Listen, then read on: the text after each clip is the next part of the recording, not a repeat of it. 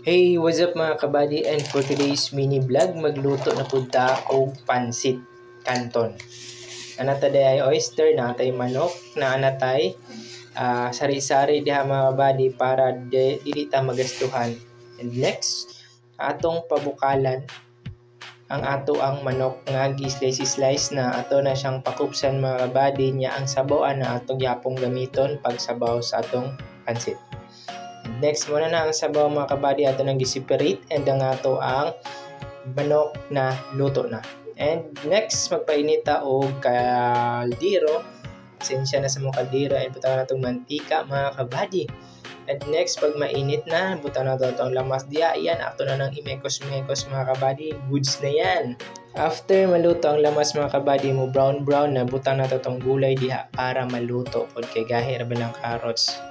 And next mga kabady, ilunod na po nato ang ato ang manok, and ang katong may pasayaw-sayaw pa.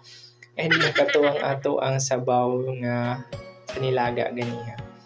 And next mga kabady, ato nang butang ato ang magic asin diha, ato ra nang natay tuyo diha, ato anang butangan mga kabady, timplahan na nato para inya gamay na lang atong itimpla pinisi. Sunod mga kabady, after na humok-humok na ato mga gulay-gulay diha, pwede na nato ibutang ato ang canton. Medyo daghan-daghan ni mga kabady, maong dili siya maigo sa ato ang kaldero, kay cute kaya itong kaldero. Pero ato na isansan diha paniguro mga kabady para lang magkasya siya. And away, struggle is real na si kabady diha para lang maigo siya tanan, kay sayang pud og napay masubra no, dili na pud maluto. So ato lang ipaniguro nga magkasya diha mga kabady atong isansan diha kay para maigo siya tanan.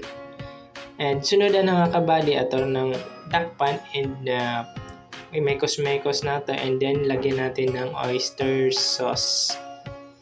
Naulhin natong oyster sauce kay hapit pa makalimtan niya. Ato nang i-mekos-mekos diha mga kabady. Ready to serve na yan.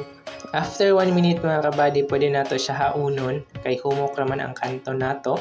And yan, ready to serve na mga kabady. Mga unata, paksi nakuha nagbahaw diha, kay paksi ng bahaw ron kay lami kayo. Satisfied cravings daw ika nga mga kabady.